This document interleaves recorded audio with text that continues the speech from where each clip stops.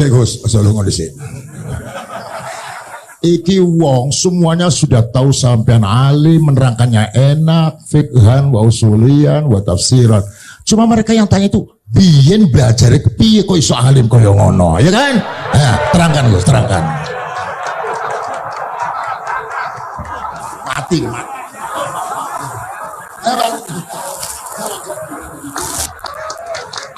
Setuju kan, setuju? Sudah. Asal dakaik.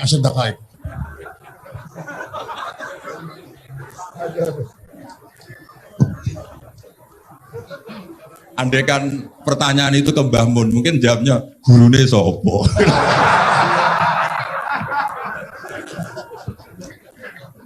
Tapi mungkin kalau ke mbah saya ya juga babanya Nibika juga Pak Abdul Aziz, mungkin putuku.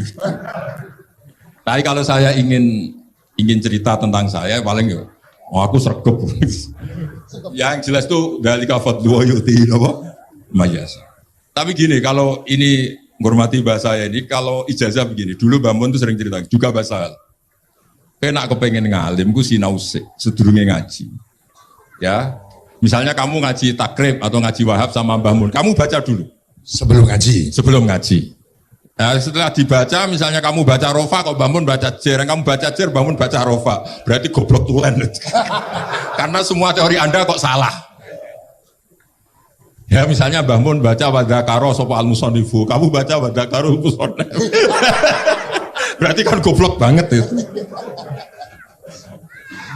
Ya kan ada cerita gitu, ada orang tuh nggak tahu betul. Gus maknanya lam tardiman itu apa? Lam tardiman.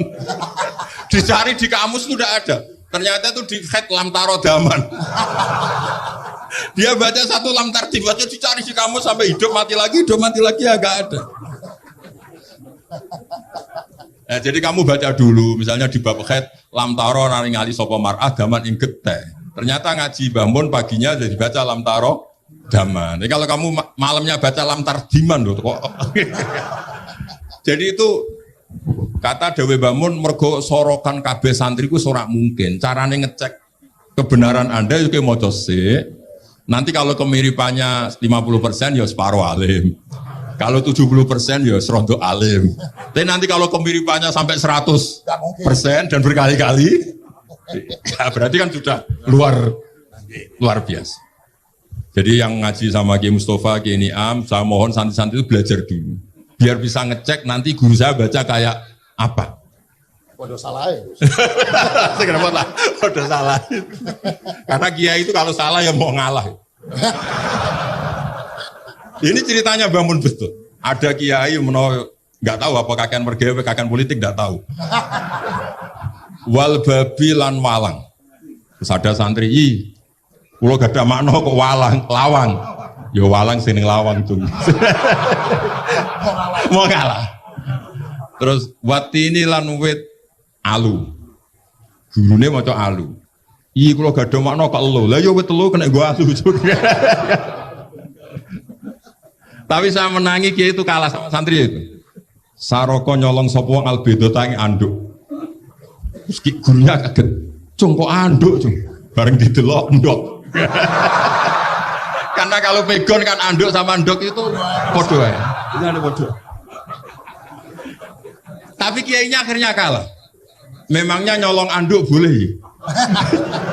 Yo ora cung, yo haram, yo podo ae kalau gitu nyolong. Nyolong gendok ya haram, nyolong anduk haram. Lu cerita itu masyhur itu. Kalau cerita yang terkenal di Lirboyo itu kan ada santri dari Jakarta di kelas. Gurunya bilang Ja'a Zaidun, Zaid datang. Waro'a itu Zaidan, saya melihat. Si murid ini itu melihat pintu terus. Lama-lama gurunya itu tersinggung. Kamu diajari pelengahan gak sopan. Habis Ustadz bohong. Lah kenapa bohong? Katanya Ja'a Zaidun, Ra itu Zaidan. Zaidnya mana?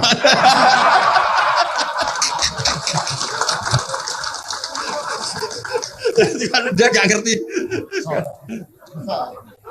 Zaid datang, saya melihat. Mana orangnya kok dibahas-bahas terus itu.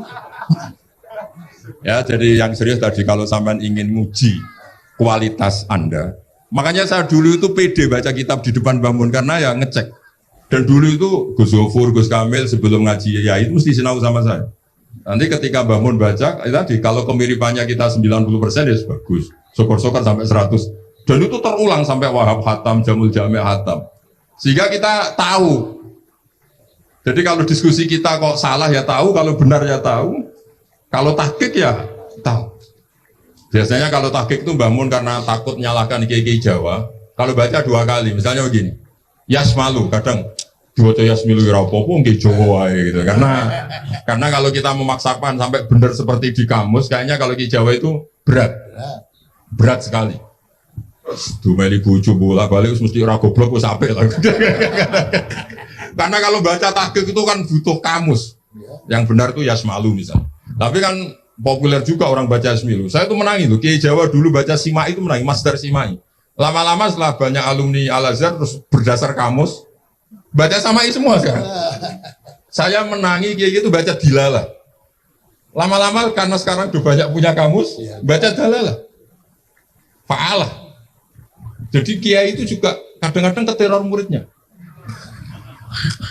Makanya Syekh Zakaria Al-Ansori itu pernah ditanya, kenapa engkau begitu alim alama sampai dilakopi Syekhul Islam? Kata beliau itu lucu jawabannya, karena saya ini orang yang sial. Saya dulu punya guru namanya Ibnu Hajar Al-Asqalani dan punya murid namanya Ibnu Hajar Al-Haytami. Kata beliau, dukik tu bena hajaro ini. Saya ini digebek 2 batu. Kalau mau ngaji takut saya minta ampun karena disuruh baca sama Ibnu Hajar Al-Asqalani. Kalau mau ngajar takutnya saya bukan main karena Ibnu Hajar Al-Haytami itu cerdasnya bukan main. Jadi kalau saya salah itu konangan. Akhirnya dia jadi orang sial tadi. Mau ngaji ya belajar, mau ngajar ya belajar. Makanya meskipun ini pernah sepuh saya tidak berani ngaji beliau. Wah mesti meriang saya kalau ngaji. Jadi yang terkenal alim-alim mohon ngajinya dikurangi ya, karena ini kasihan gurunya. Kasihan gurunya. Bon, Bon, itu catat ya. Sebelum ngaji baca dulu. Satu lagi Gus. Sampean ketoke kayak desa kok kuliah. Betul ya? Oh, nggih. Pun dari belajar dari mana sampai kemana Gus jenengan? Dari Mondok sampai ke Jogja sampai Putih. Monggo.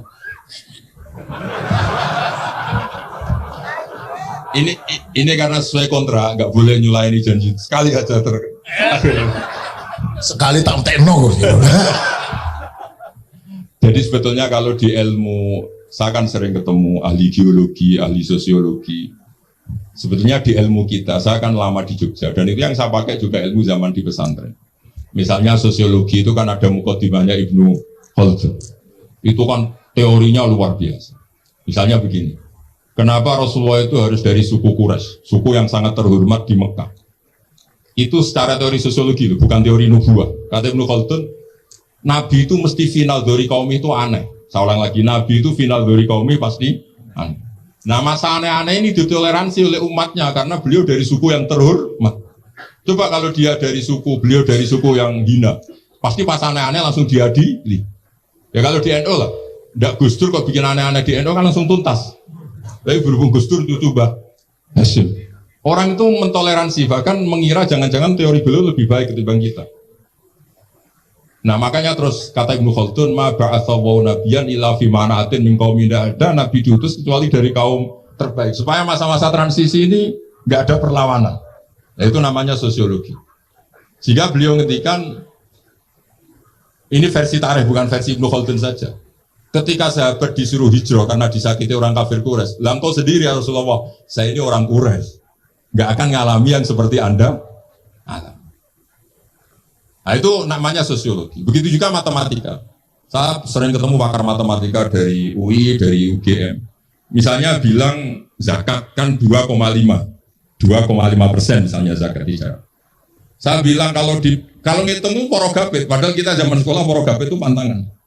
Tapi saya bilang saya punya matematika lebih cepat. Apa itu Pak Bah? Kalau manggil saya Pak Bah. Kalau di kitab disebut rubul usur apa? Jadi bertahap. Misalnya 1 juta, usurnya akan 100.000. Setelah 100.000 rubuknya 25.000. Itu kita tidak usah pakai catatan bisa. Nah itu matematika Arab.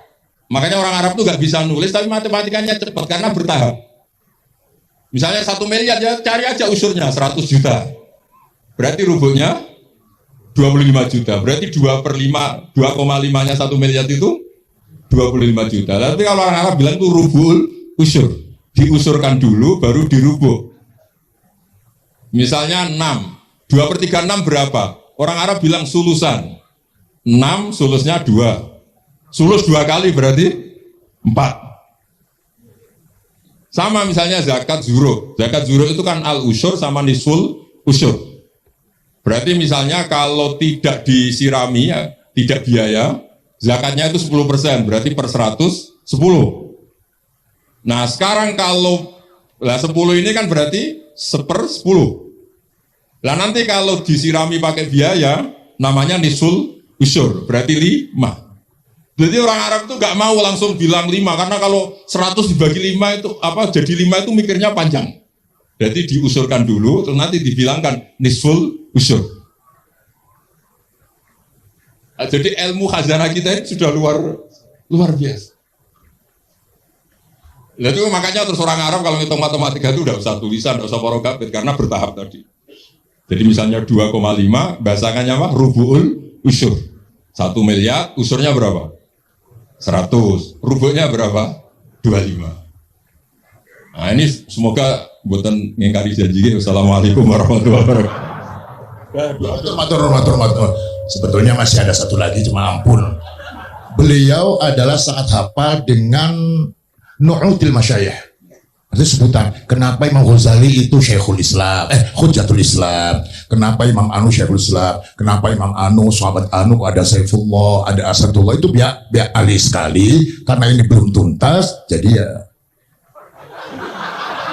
berikutnya insya Allah. Kita mentongakakan, ya Allah, moga-moga Gus Bakar gelem kok entongakakan. Jajar, dongane Gus Bakar, dongan sampean mandi kira-kira. Matur nuwun Gus, matur nuwun Said, matur nuwun sangat masya Allah. Ini jelas Gus Bakar itu enteng, cepet, antu diterimanya ku, nggak pun jeringnya keterangannya cepat dan sebagainya cepat. Jadi nggak ada kayak yang jelimet. Tak kira apalagi saya mendengar dianya saja nggak paham kok. Nah, itu demikian matur nuwun, sampai kudu matur nuwun sangat wong sing lagi uzlah ora gelem luar biasa. Kita hanya udah selanjutnya atau Gus kulo dulu sak santri nek pas jenengan donga pas uzlah njal pitungane ketemu lagi ketemu pun